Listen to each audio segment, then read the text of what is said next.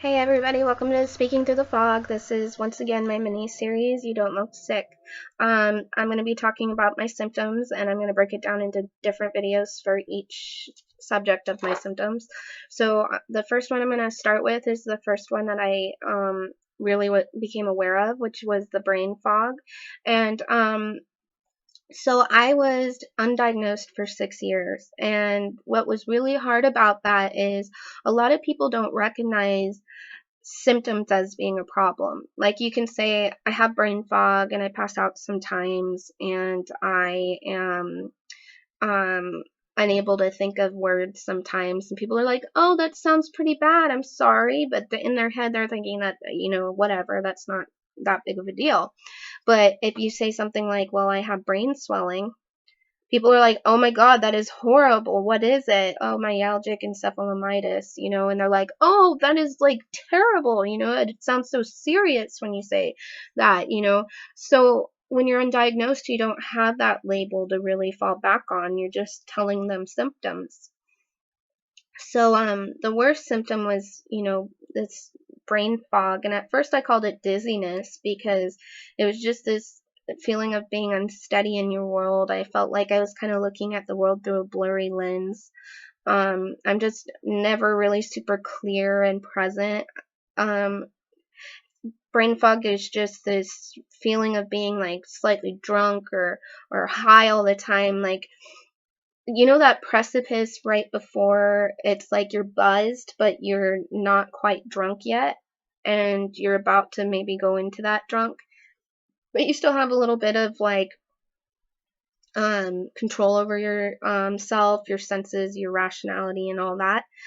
That's how I feel all the time. Just this general unsteadiness, general, like, I can't take in the whole picture kind of thing.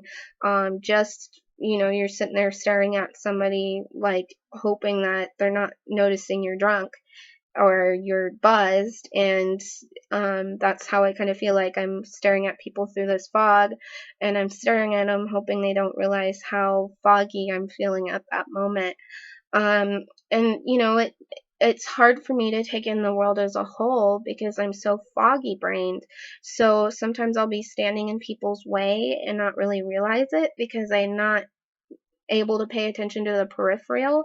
My focus can be very narrow, and this brain fog is also like this just cloudy lake up for my thoughts. Like, I have a hard time pulling thoughts up.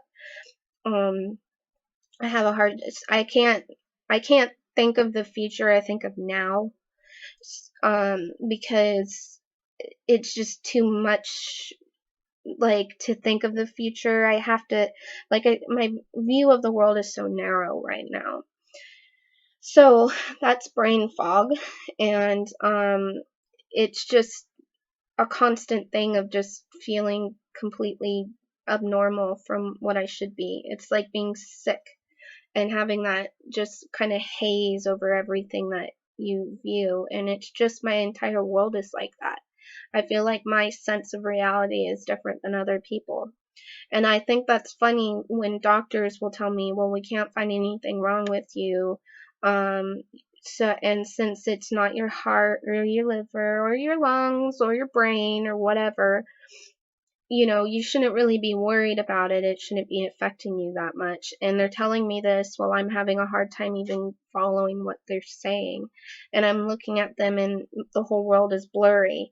And I'm going, how can you not, I'm thinking in my mind, how could this not affect me when I can't even freaking follow what you're saying?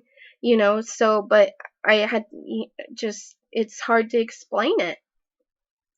So that's brain fog. And next I'll be talking about proprioception and my problem with that. And that will be the next episode.